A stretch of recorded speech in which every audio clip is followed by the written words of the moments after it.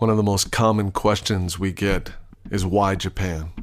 Why does Japan need missionaries? They're rich, they're prosperous. But what most people don't realize is that Japan is actually one of the largest unreached people groups in the world. There are 127 million people in Japan. Fully 1/3 of them live in an area called the Kanto Plain. Tokyo is one of the largest urban centers in the world. It's a study in contrasts. There's the ancient, there's the traditional, with temples and shrines, and many of the old ways still visible on every street corner. And yet there's also the modern, the progressive, a city that's constantly running forward. There's the very rich, and there's the very poor. Though Japan is materially well off, it's spiritually very poor. Out of 692 large cities, 86 have only one church, and 10 large cities have no church at all. There's one missionary for every 56,000 Japanese. Shinto and Buddhism are the main religions of Japan. These are religions widely practiced, but honestly not widely believed. 79% of Japanese, when asked if they had to choose a religion, expressed their greatest interest in Christianity.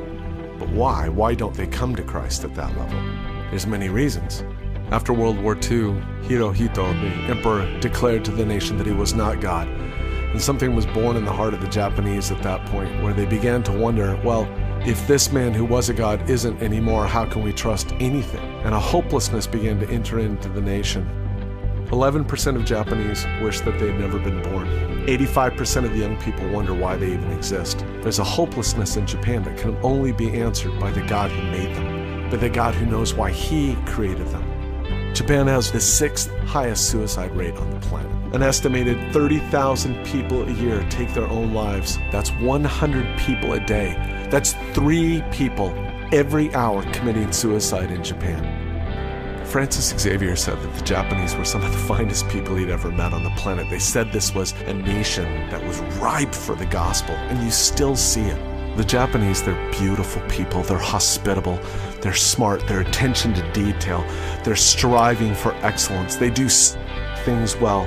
The Japanese are incredibly smart, they're creative, they're funny, they're hospitable. There's so much talent and so much gifting and so much that's amazing about this culture. But at the same time, families are breaking down. Fathers work so many hours a week that their kids sometimes see them an hour or less every week. This is a fatherless people, a fatherless generation. There's men and women growing up in this country who don't know who they are. They don't know what it means to be mature. Many Japanese experience hopelessness as an almost constant reality of their life. So what's the answer? It's clear that Jesus is the answer. It's clear that Jesus is the source of hope. It's clear that Jesus is the only one. He called this nation out. He is calling this nation out. He's the one who said, I call you by name to be my chosen people. I believe that God is going to turn this into one of the greatest missionary sending nations in the world. I believe that the Japanese are the key to reaching the rest of Asia and the keys to reaching the Muslim nations. But the only way they're ever going to know is if you come, if you say yes.